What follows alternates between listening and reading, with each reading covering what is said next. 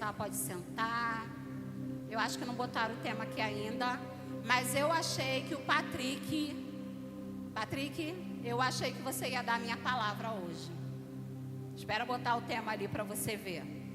E enquanto o pessoal está botando o tema ali, eu gostaria que você abrisse a sua Bíblia em 2 Reis 4, do 8 ao 37. É um texto muito conhecido. Vocês lembram que no louvor o Patrick olhou e pra gente falou o quê? Eu sei em quem eu tenho crido.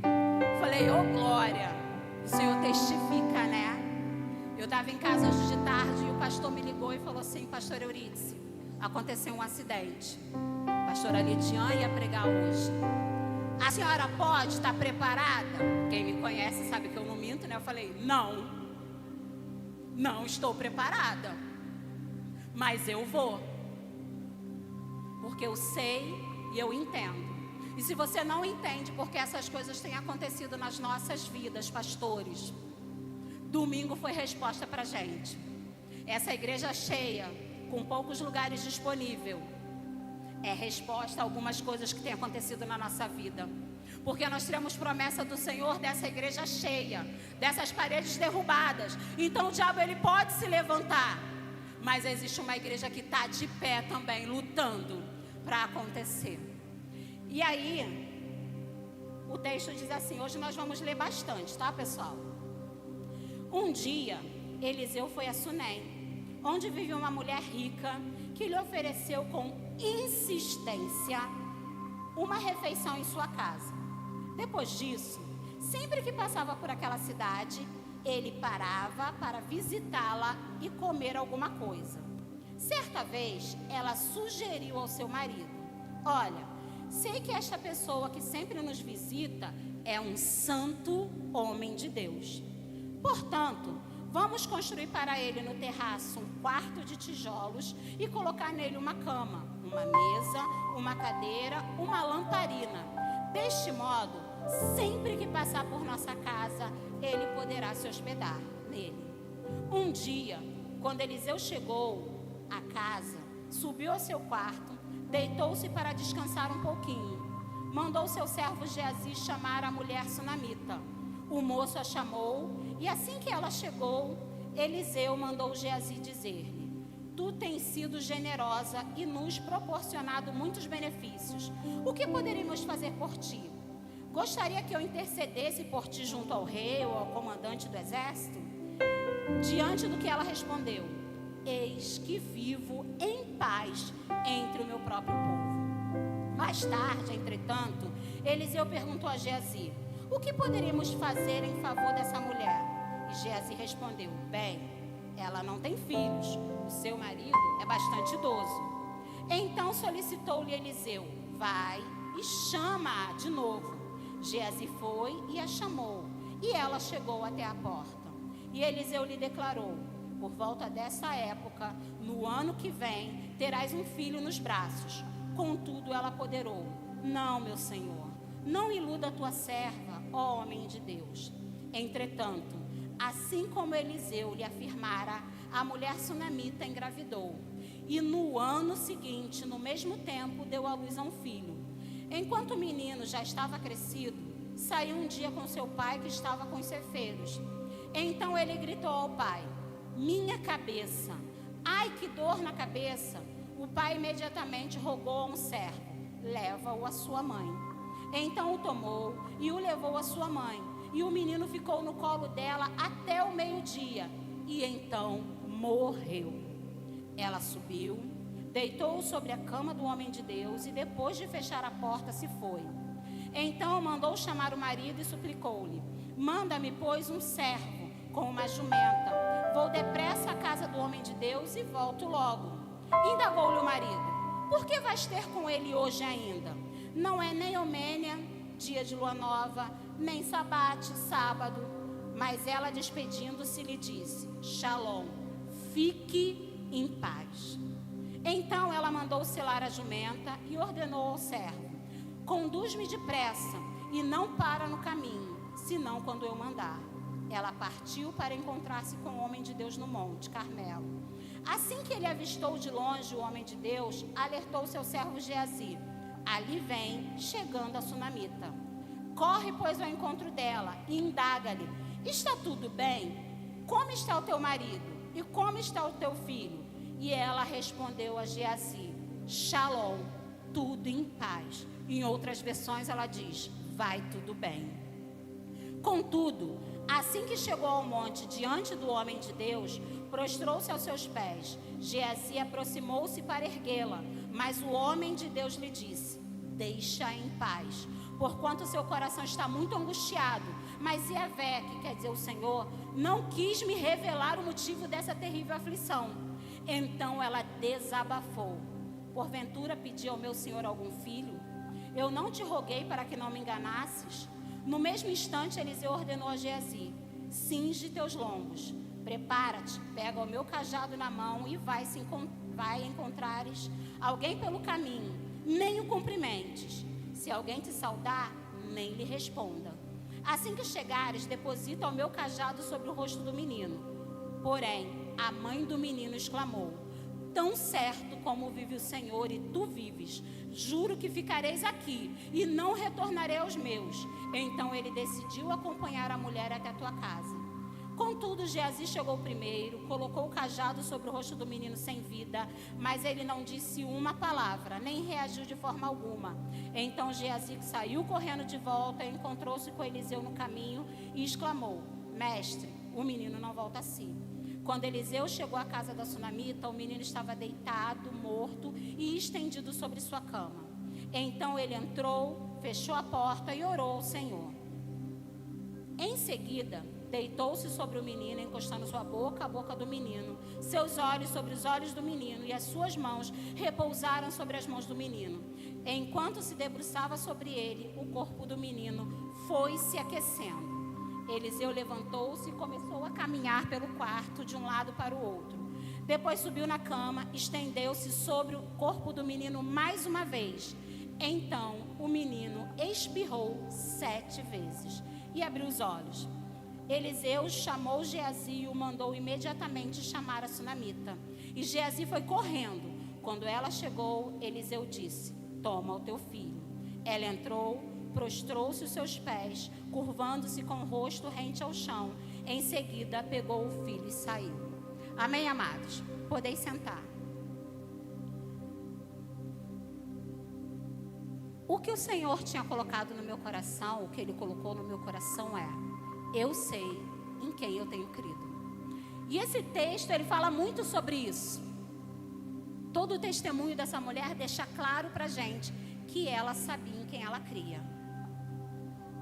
O texto começa relatando como essa mulher tratou o profeta. Aquele homem sempre passava por lá.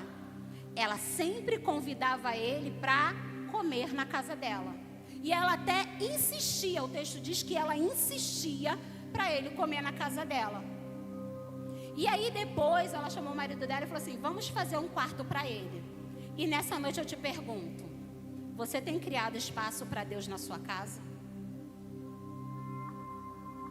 Deus na sua casa, Ele é hóspede ou visita? Qual o seu espaço? Qual o espaço que o Senhor tem na sua casa? Qual o seu relacionamento com Ele?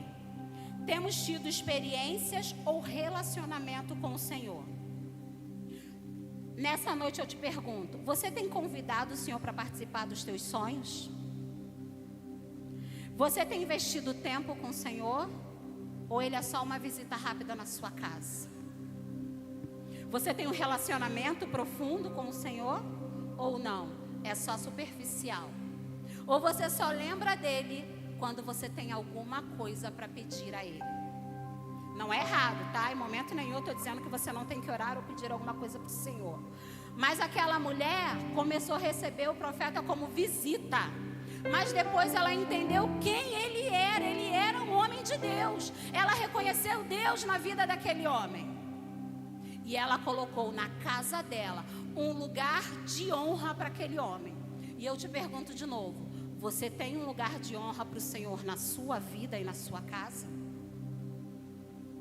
Reflita. Você tem esse lugar de honra? ou Jesus é só uma visita? Qual o espaço que ele tem na sua vida? E engraçado que ontem no PG, os irmãos que estavam no PG ontem estão aqui, estávamos falando sobre isso. Que nós temos a cara de pau de dizer para o dono do tempo, para quem criou o tempo, para quem criou o dia e a noite, que nós não temos tempo para ele. Você já parou para pensar nisso? Nós conversamos isso ontem no PG. Nós falamos para o Senhor, eu não tenho tempo para o Senhor. Nós falamos para o dono do tempo que nós não temos tempo para ele. Mas nós temos tempo para tudo na nossa vida.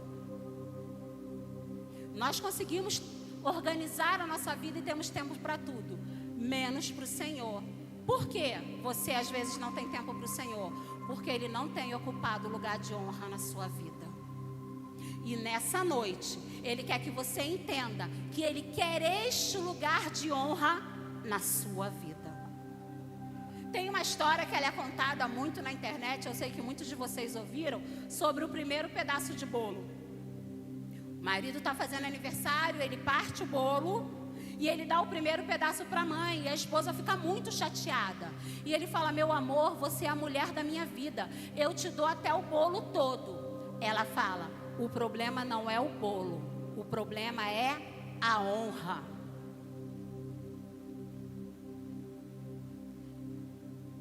Qual é o lugar do Senhor na sua vida?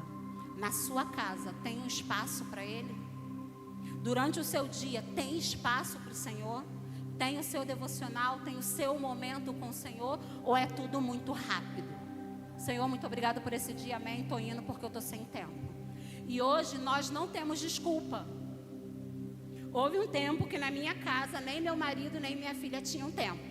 Mas minha filha começou a acordar 4:30 da manhã. Para mim aquilo foi uma lição. Ela acordava 4:30 da manhã, fazia o devocional dela, para 7 horas ela está entrando na escola. O meu esposo baixou a Bíblia em áudio, para enquanto ele estivesse dirigindo de uma loja para outra, ele escutasse a Bíblia. E aí, o que você tem feito com o seu tempo? Te pergunto de novo, Jesus é visita ou Ele é hóspede na sua vida?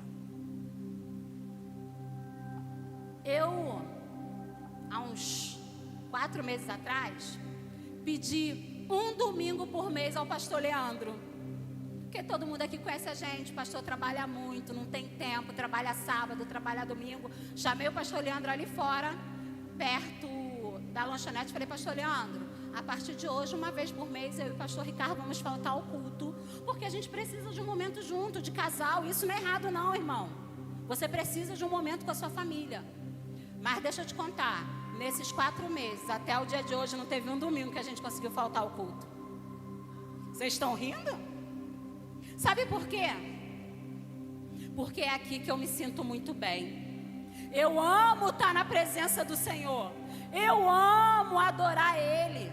Eu amo chegar nesse lugar aqui e me render a Ele. E é aqui que eu me sinto muito bem. Então, quando você adora ao Senhor, você esquece dos seus problemas. A gente tem mania de chegar aqui carregado com os nossos problemas e ficar, Senhor, Senhor, olha o meu filho, Senhor, meu casamento, Senhor, minha vida financeira, Senhor, como eu estou. Deixa eu te dar a dica como funciona na minha vida. Eu chego aqui e o louvor começa assim, ó. Ó, escuta só o que o Padrinho vai cantar pra gente. Vou levantar as minhas mãos e louvar, pois tudo que tenho é um aleluia,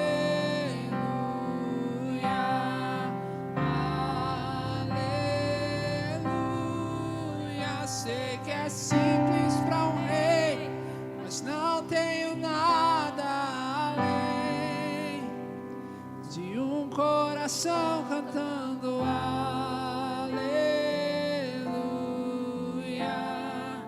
aleluia.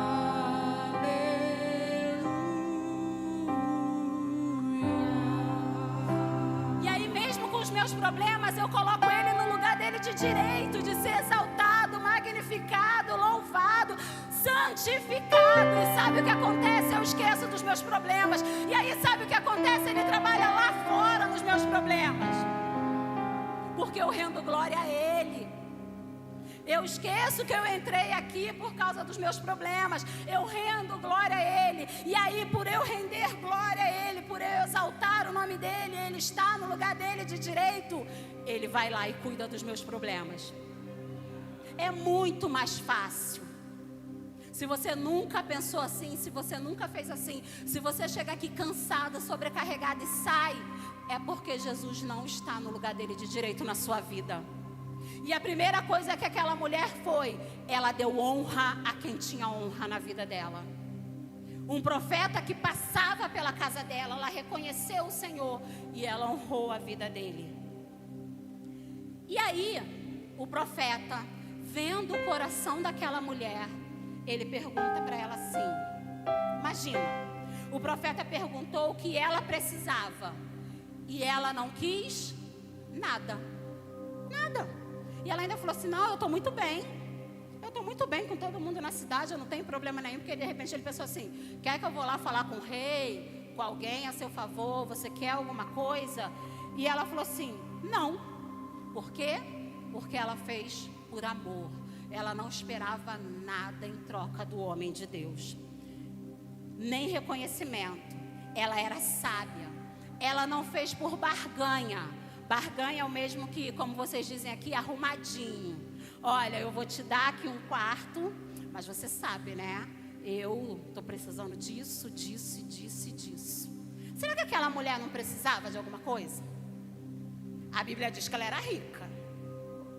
Nem todo mundo que tem muito dinheiro tem a solução dos seus problemas. Dinheiro não quer dizer solução dos problemas. Mas aquela mulher realmente ela precisava. E o que me chama a atenção é que ela não pediu, mas Geazi, meio fofoqueiro, que nesse momento Geazi foi fofoqueiro, mas foi o homem de Deus que perguntou para ele, e ele respondeu que ele sabia, né? Geazi olhou e fala para ele assim, olha, ele não tem filho, seu marido já é idoso. E quando o homem de Deus falou que ia realizar, ela ficou com receio. Ela falou, não, Senhor, não precisa. Não, eu estou bem. Sabe por quê? Ela estava conformada com a situação.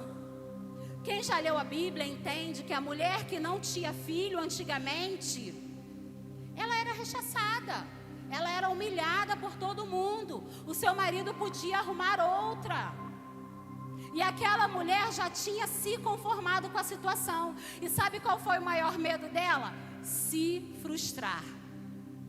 Ela tinha disposição, o homem de Deus oferecendo o que ela queria, mas ela tinha medo de se frustrar. Somos assim, nós também. Nós temos muito medo de nos frustrarmos. Mas se o Senhor falar, vai acontecer na nossa vida. Com medo ou sem medo, com esperança ou sem esperança. Se o Senhor decretar na sua vida, vai acontecer. Se o Senhor prometeu na sua vida, vai acontecer. Com medo ou sem medo. Não deixe a frustração te paralisar. Não deixe o que aconteceu no passado, com a história da sua família, seja lá o que for, que tenta te frustrar, te paralisar. Se você tem promessa do Senhor, vai se cumprir na sua vida, porque é Ele que está te prometendo. E a Bíblia é bem clara quanto a isso. Vai se cumprir.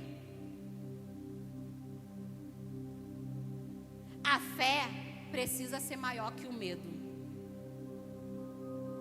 Senhor, minha vida está nas suas mãos e vai se cumprir. Gente, vai com medo, mas vai. A fé, ela precisa ser maior do que o medo. Algumas pessoas me procuram e falam assim, pastora, mas eu tenho fé, mas eu estou cheio de medo, eu estou ansiosa. Eu falo, uma coisa não anula a outra. O fato de você ter fé não quer dizer que em dado momento você vai ter medo. Você vai estar ansioso, você vai estar sem esperança. O que não pode é você enterrar a sua fé. Ela precisa ser maior do que o medo. Tá com medo? Vai com medo mesmo. Porque eu sei em quem eu tenho crido. Não estou tendo resposta. Eu sei em quem eu tenho crido. E essa mulher, ela fez isso. Olha, eu não quero. Mas já que você vai me dar, E aí ela teve o filho. Imagina, ela ganhou o filho que ela tanto queria. Ela nem pediu. Mas o homem de Deus sabia o que ela precisava, assim como nós, o Senhor sabe o que a gente precisa. E vai se cumprir na nossa vida. Só que engraçado, no verso 20 em diante, o filho dela morre. E aí, não estava no script do homem de Deus a morte do filho dela. É ou não é verdade? Mas o filho dela morreu. E aí, uma frase subiu no meu coração hoje à tarde enquanto eu preparava isso. Presença de promessa não significa ausência de problemas. Presença de promessa não significa ausência de problemas na sua vida. Não é porque você tem promessas do Senhor na sua vida que os problemas não vão vir. Ei, eles vão vir. E às vezes eles vão vir violento contra a nossa casa.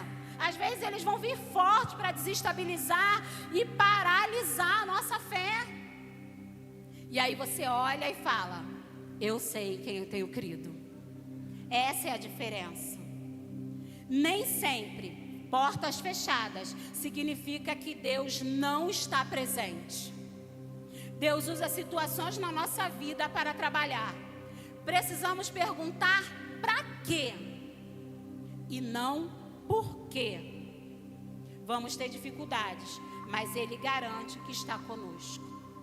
Se na sua vida você tem perguntado: Senhor, por que eu estou passando por isso? Começa a trocar essa pergunta para: Senhor, para que eu estou vivendo este momento? Senhor, para que a minha vida está assim? Senhor, para que está acontecendo isso na minha vida? Eu costumo falar que a nossa vida é igual videogame, são fases. Quem gosta de videogame aqui vai me entender. A primeira fase você passa de boa. Mas ela, se você não sabe, ela te prepara para a segunda. Na segunda já é um pouco mais difícil. Na terceira já é mais difícil. Mas se você passou a segunda e a terceira, você passa a quarta. E aí você vai jogando, e quanto mais fases vem, mais você passa. Assim é na nossa vida. Você venceu um problema hoje, Ele te prepara para o próximo. Ei, deixa eu te contar. Qualquer dia vocês vão ouvir meu testemunho todo, desde criança. Mas hoje eu entendo que os problemas que eu passei desde a minha infância me prepararam para o dia de hoje. Me prepararam para resistir o dia mal que eu enfrento hoje. Porque hoje eu enfrento o dia mal. Mas existe uma diferença. Como eu tenho passado os meus dias maus. Eu posso dizer para vocês, eu sei em quem eu tenho crido. Quando eu cheguei na igreja, a pastora Giane, ela vai rir porque eu contei para ela. Assim que eu cheguei na Cristel Tema, depois de uns 2 meses, uma pessoa chegou para mim e falou assim: olha, uma pessoa me perguntou quando é que você vai parir. Foi, pastora Giane? A pastora Giane ficou horrorizada. Porque sim, quem me vê aqui acha que eu tô... Bela também, contei para Bela, não foi Bela? Acha que eu tô grávida. E até alguns médicos que não me conhecem também acham que eu tô grávida. Olha, fulana perguntou quando você vai parir. Falei, fala para ela que tem data certa não. Só quando o Senhor quiser. Deixa eu contar a minha história para vocês. Em 2013, eu senti uma dor muito grande na coluna. E durante muito tempo, eu era auxiliar de cirurgião dentista. Então, às vezes, eu ficava 8 horas inclinada numa cirurgia. E aí eu comecei a desenvolver problema na coluna, muita dor no braço. E eu achei que era coluna. E aí, como todo bom brasileiro, o que você faz como está com dor? Você toma um remedinho, né? Eu tomei um remedinho para dor. Só que a dor vinha, passava com o remédio, quando ela voltava muito pior. E assim foi a madrugada toda. Tomo um analgésico, aliviava, daqui a pouco piorava. Ricardo foi trabalhar, chegou um dado momento que eu não suportei mais a dor. E aí até hoje eu não gosto de incomodar meus pais. Meus pais hoje têm 77 anos. Então os meus pais já tinham 60 e poucos anos. Que lá se vão 12, 13 anos desse dia. Mas não teve jeito, eu liguei para ele, ele falou: amor, tô longe, não tem como voltar, liga para os seus pais. E eu chorando. E quem me conhece bem sabe que quando eu choro é porque o negócio está ruim. Na minha família, se eu chorar, todo mundo corre, porque a situação está muito ruim. Ou eu estou muito triste mesmo, ou a dor é muito intensa. E meus pais chegaram lá em casa e me levaram para o hospital.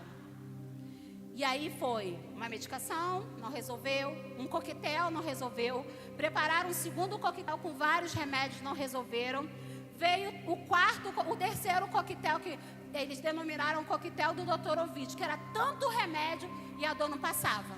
Emergência, eles te dão remédio para depois fazer exame. Quando fizeram o exame, eu só ouvi eles falaram assim: corre com ela e interna. E eu sem saber. Nisso chegou meu antigo pastor, ele que assinou a internação para mim, o Ricardo trabalhando, só recebendo notícia, e me internaram. E durante 3 dias, a única coisa que eu sabia é que eu estava com uma infecção muito severa. Vamos supor, a infecção começa em 1000. Vamos supor que o básico de uma infecção é 1000. A minha estava 15.000. Altíssima. Já subindo para os rins, já pegando outros órgãos. Interna e 3 dias sem saber o que eu tinha, só infecção. Eu lembro que o Ricardo, que é totalmente calmo, junto com a mãe dele, começaram a se estressar porque ninguém falava nada.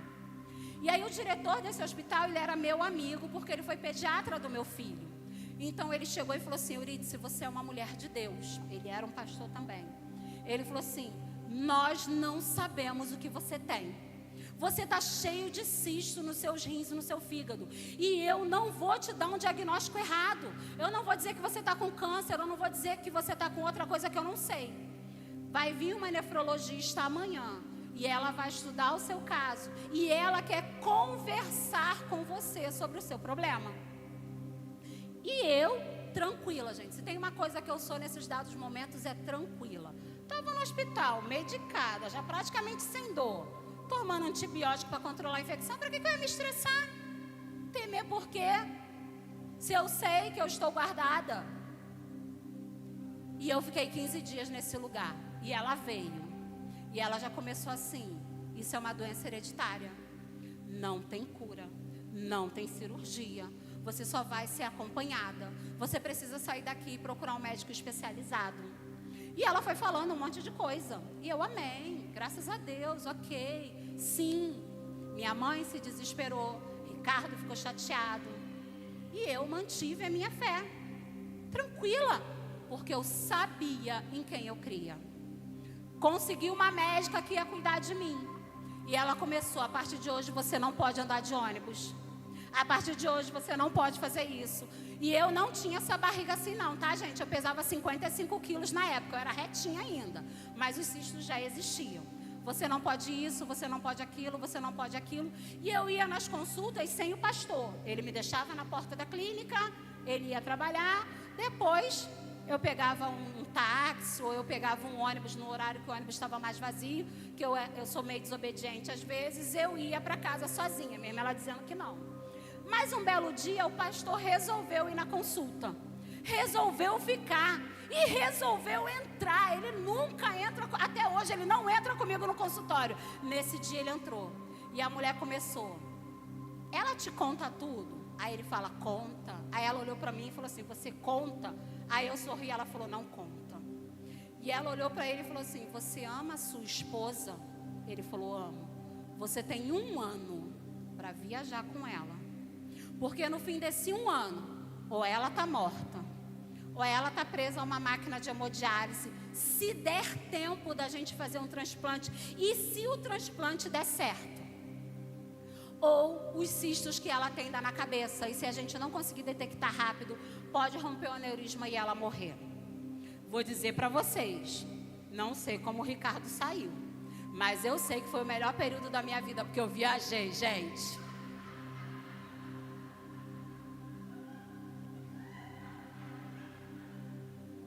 A gente não tinha carro. A primeira coisa que o pastor fez foi comprar um carro para mim só andar de carro. A gente viajou.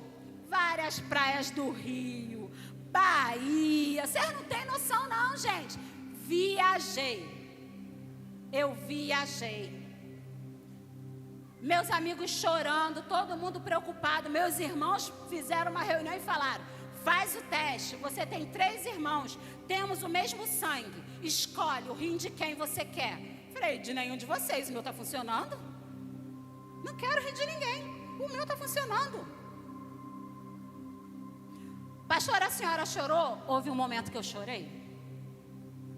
Mas não vou mentir para vocês não. Sabe por que eu chorei? Eu tinha uma filha que tinha acabado de fazer 6 anos. Meu filho estava com 13 anos. E quem é mãe sabe o que eu estou falando, né, Tiana? A gente esquece da gente. E a minha oração foi: Senhor, eu sei que isso já aconteceu na Bíblia, eu sei que já te pediram, mas só pode deixar eu ver minha filha fazer 15 anos? Olha a nossa mente, a gente planeja no lugar de Deus, né? Porque eu sei que quando ela tiver 15 anos, eu já vou ter ensinado tudo a ela, eu vou ter preparado ela. Olha, que ambição. Eu vou ter preparado a minha filha e ela vai estar bem. E eu acreditei no que eu pedi para o Senhor. Houveram momentos que eu chorei, sim. Mas naquele hospital, quando eu recebi o diagnóstico, o que subiu no meu coração foi: quando eu tinha 14 anos, eu fui criada na igreja, mas eu aceitei o Senhor com 14 anos. Estar na igreja é diferente de estar com o Senhor. Estar na igreja é diferente de servir ao Senhor. Com 14 anos eu aceitei o Senhor. E naquele dia eu falei: Senhor, eu não te deixo por nada. E quando o diagnóstico veio, o que subiu no meu coração foi: eu entreguei minha vida para o Senhor. E Ele vai fazer o que Ele quiser. Se Ele quiser me curar, Ele vai me curar. Se Ele não quiser, Ele vai me matar. Mas a vida é dEle, então Ele faz o que Ele quiser. Nessa noite eu te pergunto: sua vida está nas mãos do Senhor ou está no seu controle? Porque a minha está na mão dEle. E assim foi a minha esperança. Minha vida está nas mãos do Senhor. Se Ele quiser me curar, Ele me cura. Se Ele não quiser, Ele faz conforme Ele quer. Porque a vida é de quem? A vida é de quem? Dele. E eu segui minha vida, fazendo tudo o que eu tinha que fazer para o Senhor Jesus. Parei de trabalhar. Já trabalhava mais em casa mesmo, mas ainda assim, ainda arrumei mais coisa para fazer. Tomava conta dos filhos das minhas primas, dava uma aula de reforço. Eu sempre gostei de ter meu dinheirinho. E continuei prosseguindo, porque eu sabia em quem eu cria. Eu sabia quem estava cuidando de mim. Eu sabia quem era o meu Deus. A certeza que eu tenho na minha vida é que o maior milagre o Senhor já fez em quem? Em mim. O maior milagre Ele já fez na minha vida. Foi eu tê-lo conhecido. Foi Ele ter me salvado. Que a gente fala assim: eu aceitei o Senhor Jesus. Você não fez nada, foi o Senhor que te escolheu. Ele que te chamou para perto dEle. O maior milagre Ele já fez em mim. Isso aqui não é o meu maior milagre. O meu maior milagre é todo dia a minha comunhão com Ele. Se você olhar o meu Instagram, está escrito lá: o milagre sou eu. O milagre não é o que o Senhor vai fazer na minha vida. O milagre sou eu. Quem já foi na minha casa e ainda não prestou atenção, eu tenho que trocar. Mas na parede do meu corredor está escrito assim: a Bíblia declara algo, eu creio, e acabou o debate.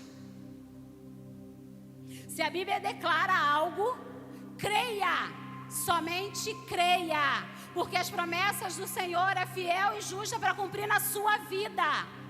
Eu acordo todo dia de manhã e aquela frase está lá. Se a Bíblia declara algo, eu creio e acabou o debate. Não tem debate comigo, porque eu sei quem é o meu Deus e eu sei que Ele vive. E lá se vão, eu nem sei mais quantos anos, de 2013 para cá, 12 anos, né? Quase 13 anos. E o Senhor tem me mantido curada. Frustrações? Vem. Problemas? Vem. Eu fiz uma cirurgia no rosto. Eu tenho aqui alguns parafusos, acho que uns 32 parafusos e algumas placas, porque eu tinha mordida cruzada. Com 16 anos eu botei o aparelho. Eu sou gatinha assim, mas já falei com vocês que mês que vem eu vou fazer 49. Imagina isso há muitos anos atrás, com 16 anos. Estavam começando o aparelho. E eu botei aparelho. Eu fiz vários tratamentos. Eu fiz cirurgia ortognática para ter o rosto certinho, os dentes certinhos. Sabe o que aconteceu? A doença está afetando meus dentes. Eu estou perdendo os dentes. É sério, gente. Eu sempre fui uma pessoa magra. Hoje eu chego na loja, eu não tenho roupa para vestir, porque a roupa que cabe aqui, não cabe aqui. A calça que cabe aqui, ela não fica boa aqui. E algumas vezes eu chego aqui com a minha calça cortada do lado, mas eu chego aqui. E o diabo, ele tenta colocar tristeza na minha mente. Olha como você tá, não tem mais roupa para você. Olha, você tá perdendo tudo. E aí eu lembro que o maior milagre o Senhor fez em mim. Outro dia eu estava triste, o Ricardo falou assim, vai comprar roupa. Eu falei para ele, mas eu não consigo comprar roupa. E eu comecei a me entristecer, porque a gente se entristece. Porque o diabo, ele usa situações para tirar você do seu propósito. Sabe o que o Espírito Santo me lembrou? Ô bonita, porque comigo ele fala assim, não sei se com vocês ele fala mais calmo. Mas comigo é, ô sua doida, ô bonita. Quando você era magrinha, você não ligava para roupa, por que agora você está preocupada com roupa? Por que agora você vai deixar o diabo te enganar nessa situação? Por que você vai perder a sua fé diante daquilo que eu tenho para a sua vida? Por que você vai paralisar? Hoje, quando o pastor ligou, eu poderia falar para ele, pastor, não posso. Quando o pastor me chamou para ajudar na salinha, eu poderia dizer para ele, pastor, não posso. Mas eu aprendi com uma pastora que eu amo muito, a pastora Elzi, que toda desculpa é uma mentira disfarçada que o diabo coloca na nossa vida. Então para pensar se você não está arrumando desculpa para as coisas do reino. Para pensar se o diabo não está te paralisando por coisas bobas. E aí você tem lá a sua desculpa que é palpável. Às vezes nossa desculpa é palpável. Não, hoje eu não vou. Eu faço assim. O dia que eu estou com muita dor e eu não lavo roupa, não lavo louça, eu não faço comida. A Giovana, que ama cozinhar, ela tem que pedir uma quentinha, eu não venho na igreja. Mas o dia que mesmo com dor, eu boto roupa na máquina, eu faço a comida para todo mundo, eu venho, porque do jeito que eu vou ficar sentada em casa, eu fico sentada aqui. E sabe o que acontece? Eu saio daqui curada e pulando. Eu chego aqui com a pressão 20/13, que tem algumas irmãs aqui que já mediram, já verificaram a minha pressão aqui, e eu saio daqui com a pressão baixa, passando mal porque a pressão está baixa. Porque aqui é o lugar da cura, não é em casa, é aqui, gente. Às vezes o diabo te paralisa por tão pouco. Muitas vezes a gente poderia estar aqui, mas a gente fica em casa. O Senhor entende. Gente, se tem uma coisa que me deixa com raiva, é o Senhor entende. Depois que inventaram essa frase, muita gente tem sido enganada. Você está dizendo para o Senhor do tempo que você não tem 2 horas na sua semana para vir na casa dele cultuar ele. Você está dizendo para o Deus do impossível que tudo te paralisa. Você crê no Senhor? Eu creio. Você crê que Deus é Deus do impossível? Eu creio. Mas você está permitindo ser paralisado pelo diabo. Você está se permitindo ser frustrado pelas armações do diabo. E essa mulher, mesmo frustrada, ela recebeu o milagre. Mas aí ela perdeu o milagre. Perdeu. Mas uma coisa me chama a atenção. Aquela mulher, ela não enterrou o filho dela. O que você tem feito com a promessa do Senhor na sua vida? Quando o diabo se levanta. Ei, o filho dela morreu. Ela não enterrou o filho. E nessa noite eu falo para você, não enterre o seu propósito. Não enterre o seu chamado por ninguém, por nada. Foi o Senhor que te chamou, foi Ele que te estabeleceu. Então não enterre. Pastora, mas o meu filho, o Senhor não te deu filho para te paralisar. Pastora, mas o meu filho é doente. Aqui é o lugar da cura. Pastora, mas meu marido, vem clamar por ele que ele vai se converter. Pastora, mas eu estou doente, vou repetir, aqui é o lugar da cura, não é em casa. Aquela mulher não enterrou o propósito dela, mas ela foi até aquele que podia fazer algo por ela. ela foi até o homem de Deus. Ela foi pelo caminho, em silêncio. E quando perguntaram para ela, como é que você está? Ela falou, eu estou na paz, não sei você. Comigo está tudo bem. Estava tudo bem com ela? Ei, para quem é mãe, sabe o que eu estou falando. Ela deixou o filho morto em cima de uma cama. Estava tudo bem com aquela mulher? Não. Mas ela falou assim, calma aí. Eu vou em quem vai resolver o meu problema. Eu não pedi para ele. Ela foi ousada, gente. Eu não pedi, ele me deu. Agora ele vai ter que me devolver. Agora ele vai ter que resolver a minha questão. E ela fez uma coisa que ela não poderia, porque a mulher naquela época não poderia. Mas ela foi. Guarda a sua boca. Guarda a sua boca. Não fica falando para as pessoas. Nem sempre você tem que ficar falando para as pessoas a situação da sua vida. Não resolve. Sabe o que me irrita hoje em dia? Eu vejo muitos crentes que, em vez de orar, jejuar, encher a casa de louvor, porque o dia que eu não estou bem, eu encho minha casa de louvor. Giovana briga comigo que eu canto tudo errado às vezes, mas eu não quero saber quem está recebendo como aroma suave. Eu encho minha casa de louvor, mas muita gente vai para a internet, ó céus, ó vida, ó azar, aí posta foto chorando. Meu Deus, tenha misericórdia de mim. E o Senhor está falando assim, ei, eu não vou te curar pela internet, pelo Instagram, não. Vai para o joelho, vai para o teu quarto que eu vou te encontrar lá. O seu Instagram é para você falar que Jesus Cristo salva, liberta, dá testemunho de vida. Porque enquanto você está se lamentando, alguns vão orar para você, outros vão falar assim, mas ela não é crente? Mas ela não serve o Deus do impossível? Mas ela não é irmã daquela igreja? Mas quando você vai lá para o seu quarto, você dobra o seu joelho, você começa a louvar, você começa a orar, você jejua por você mesmo, a coisa começa a mudar de figura. A coisa começa a mudar de figura e aquela mulher foi até quem poderia. Eu te pergunto nessa noite, a quem você tem recorrido?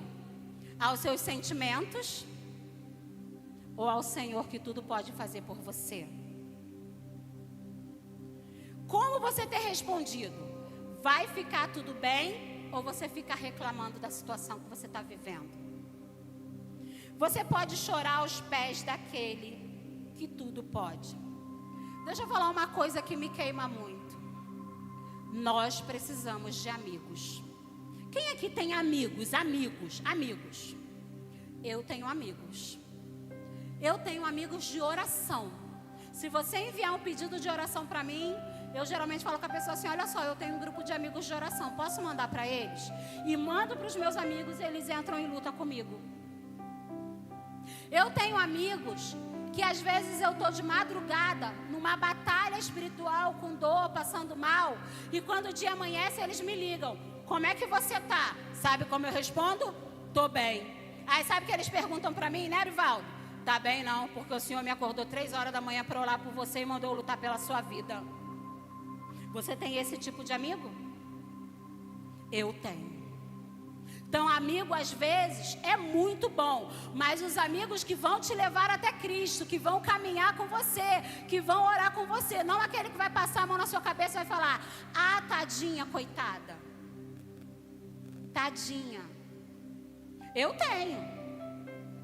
Quando eu cheguei na Cristo é o Tema, alguns sabem que meus filhos vieram na frente um ano um pouco antes.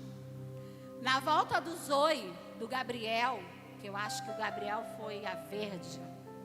Se eu não me engano, a Giovana foi cinza, o Gabriel foi a verde, isso mesmo. Eu estava 1 mês sem comer, porque eu tenho cistos no fígado muito grande. E é como se eu tivesse feito bariátrica. Tem dia que eu tomo uma caneca de leite, às vezes às 6 horas a Giovana fala assim, mãe, a senhora já comeu? Eu falo, esqueci de comer. E eu passo o dia sem comer. E eu estava 1 mês sem comer, desnutrida, toda ruim. Mas era a volta do Zoe, do meu filho. E eu tinha que receber o meu filho. O meu filho que estava afastado do Senhor tinha dado um passo muito grande. Eu tinha que estar lá como mãe. Chamei uns amigos, que eu gosto de arrastar meus amigos comigo. E no dia, quem já participou da Volta dos Ois sabe, como eu dancei. Como eu dancei, como eu pulei. Pastor Leandro não clamou por cura. Pastor Cássio, em momento nenhum na Volta dos Ois, orou por cura. Mas existia uma atmosfera naquele lugar e eu me apropriei do que existia naquele lugar. E quando a gente chegou no carro, meu apartamento é desse tamanho, mas os amigos amam ficar lá em casa. Eles falaram assim, a gente vai lá para sua casa. Eu falei, vamos embora. Entrei no carro, falei para o Ricardo assim, estou com fome. Ele olhou para mim e falou assim, você está o quê? Estou com fome. E 2 dias antes eu tinha recebido a ligação do Apvida. Me ligaram. Eu faço parte de um projeto que eu tenho enfermeiro 24 horas disponível para mim, devido à minha situação. Eles me ligaram e falaram, sua situação está horrível, a senhora está desnutrida, está assim, está assado. A senhora tem que ir segunda-feira na clínica. Consulta com o Dr. Lucas. Eu falei, quem é o Dr. Lucas? Dr. Lucas. Curiosa, a gente tem internet para isso, eu fui pesquisar. Dr. Lucas era o médico do transplante. Naquele momento eu falei, não, Senhor, não, ainda não é a hora. Eu falei com o Senhor. E aí, domingo, aquela maravilha na Volta do Zoe, eu fui para casa, comemos pizza e na segunda eu estava lá. Primeiro, cheia de fé, primeiro guichê, você é para o Dr. Lucas, o médico do transplante. Quen. Aí a carne milita, sabe, contra o espírito. É aí que a gente vê a carne militando contra o espírito. Eu sei em quem eu tenho crido. No outro guichê, Dr. Lucas, o médico do transplante. Falei, Senhor, seja feita a sua vontade. Aí eu comecei a me conformar. Quer saber, Senhor? Se eu for entrar na hemodiálise e na fila do transplante, eu vou falar do teu nome lá naquele lugar também. Nada vai me impedir de falar do Senhor. Mas quando eu estou passando, uma porta se abre. O Ricardo, ele enfatiza muito isso. Uma porta se abriu para mim. Era a minha médica particular. Ela falou, o que você está fazendo aqui? Seus exames já saiu? Falei, já. Me chamaram. Ela, para quê? Eu falei, pessoal de um programa aí me ligou. Aí expliquei para ela tudo. Ela falou, dá a entrada para mim e vem. Quando eu entrei na sala dela, ela batia na mesa. Eu senti o Espírito Santo naquela mulher. Ela falava, eu sou a chefe do setor de hemodiálise. Se fosse para você fazer hemodiálise, eu te colocava lá. Aí ela falou assim, você pode pagar o nutricionista? Eu cheia de fé, eu falei, posso. Sabia nem quanto era. Mas eu estava cheia de fé, eu falei, posso. Então, no Apvida não tem nenhum que preste. Um particular. E eu fui. E digo para vocês, primeiro o Senhor, depois a vida daquela mulher. E o Senhor foi me curando. As coisas foram voltando para o lugar. Eu que já estava indo na consulta para botar a fístula para poder começar já a fazer hemodiálise naquele dia, entrar na fila do transplante. Voltei em menos de um mês com as taxas todas para o lugar. Há 2 meses atrás, alguns irmãos sentiram minha falta aqui. Está ali a Auristela, que hoje é minha amiga íntima. Ela nem sabe disso, ela está sabendo hoje que ela é minha amiga íntima. Porque se eu ficar um domingo e uma quinta sem chegar aqui na igreja, ela, pastora, como é que a senhora está? Está tudo bem com a senhora? Isso é ser amigo íntimo, porque ele sente a sua falta. Ele sabe que você não está bem. E aqui eu tenho muitos amigos íntimos. Porque nesse período a gente não quis contar para ninguém. O pastor já está enfrentando um problema sério. O pastor tinha acabado de viajar com a pastora, né? Para ela ter um momento antes de tudo que está acontecendo na vida dela. E eu novamente não estava bem. Eu novamente estava ruim. Indo de hospital em hospital. Com uma infecção que nada estava passando. Terminando o antibiótico, a infecção não passava. 4 tracinhos de sangue na urina. Várias coisas, tudo dando errado. Eu, Ricardo, não vamos falar. Pastora Giane, pastora, ora por mim. Mas quieta. Porque existe um momento de falar e existe um momento que é você e o Senhor. E eu ia quase todo dia para emergência. Eu chegava às 7 horas da manhã e saía às 11 horas da noite. Eu já não estava aguentando mais. Mas aí o pastor voltou. E aí o Ricardo veio para o culto e contou para ele. E o pastor fez o que eu fiz agora pelo irmão Luiz. Ele levantou o clamor. Eu tinha ido no sábado na emergência, com infecção gravíssima, com sangue na urina, creatinina 3.1, ureia e potássio tudo alto. Queriam que eu ficasse internada. Teve uma médica que olhou para mim e falou assim: você é uma bomba relógio. Ninguém quer botar a mão em você.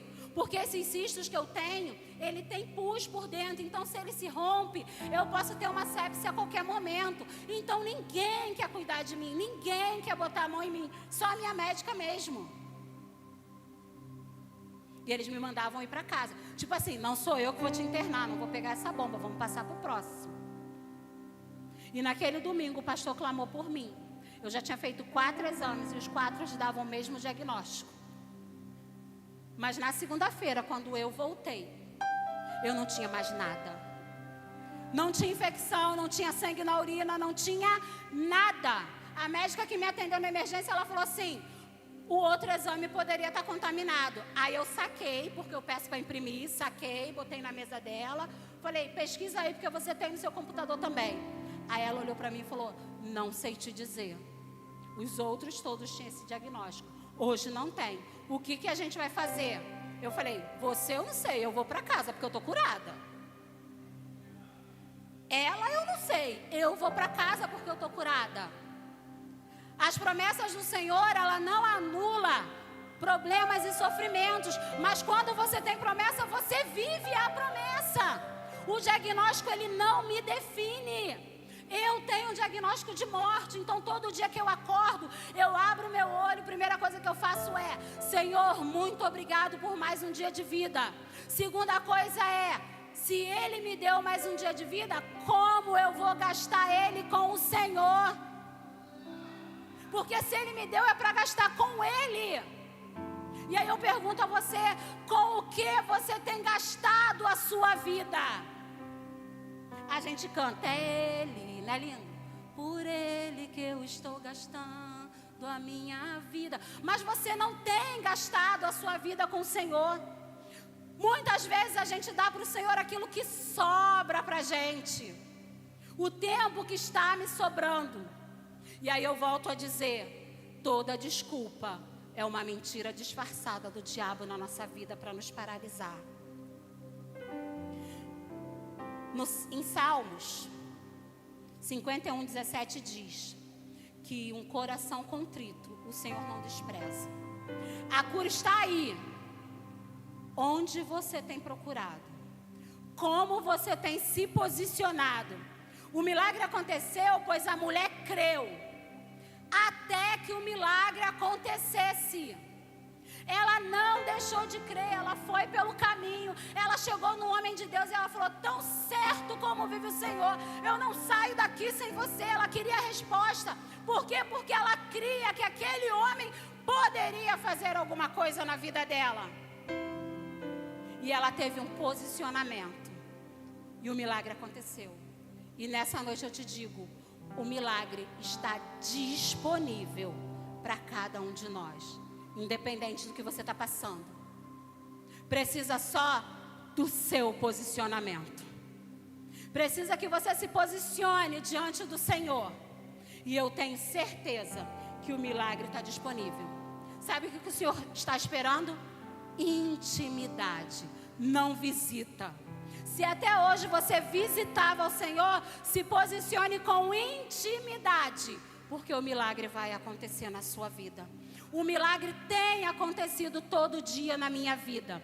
E amanhã, pastora, amanhã pertence ao Senhor, eu não quero é nem saber. Porque eu tenho a certeza que o milagre sou eu. Outro dia eu brinquei com uma senhora lá do curso que eu faço, que o pastor me expulsou de casa para fazer curso, que ele falou que estava ficando muito em casa. Ela cristã cantando e a gente conversando, ela falando: você ficou boa, você está bem. Eu falei: tô. Mas e se você morresse? Eu falei: eu sei para onde eu vou. Eu sei para onde eu vou, então eu não tenho medo de morrer. Só tem medo de morrer quem não sabe para onde vai. Eu sei para onde eu vou. Aí eu falei para ela assim: ué, gente, só vai ver o Senhor quem morrer. Ela: não, eu quero ir no arrebatamento. Eu falei: irmã, Todo mundo quer ver Cristo, mas todo mundo tem medo de morrer. E deixa eu te falar, eu não tenho, porque eu sei em quem eu tenho crido. Eu sei aonde eu tenho colocado a minha vida. Eu sei onde eu tenho alicerçado a minha casa. E nessa noite eu te convido a se posicionar no lugar que o Senhor tem para você. Se posicione no seu chamado. Se posicione no seu propósito. Não deixa nada, circunstância, situação, nada paralisar aquilo que o Senhor tem para a sua vida. Nessa noite, eu vou repetir, eu te convido a se posicionar no seu propósito, a estar diante do Senhor, porque Ele está te esperando na intimidade para mudar radicalmente a sua vida, para você não ter mais nome de que vive, para você viver. Está aqui uma pessoa que é enganada, é desenganada. Todo exame que eu faço, eles perguntam: a senhora faz xixi? Faço. Não era para a senhora fazer. Cada ultrassom, eles ficam mais assustados. Os 3 últimos, eles me pediram autorização para filmar, para gravar, para levar para estudo, porque é impossível o meu rim funcionar. É impossível o meu fígado funcionar. Ei, deixa eu te falar, ele funciona igual o seu. Eu bebo água igual a você. Porque é o Senhor que tem me mantido. É o Senhor que tem cuidado de mim. E é o nosso posicionamento que nos leva para esse lugar de direito. É quando nós nos chegamos para Ele, damos o lugar de direito dEle, colocamos a nossa casa à disposição dEle, a nossa vida à disposição dEle. Eu vou enfatizar, não vai ser um mar de rosas, vai ter tribulação, vai ter dor, vai ter choro, vai ter momento de lamento, mas se levanta e se posiciona de novo, porque eu sei em quem eu tenho crido. Amém, amados? Que o Senhor abençoe vocês abundantemente.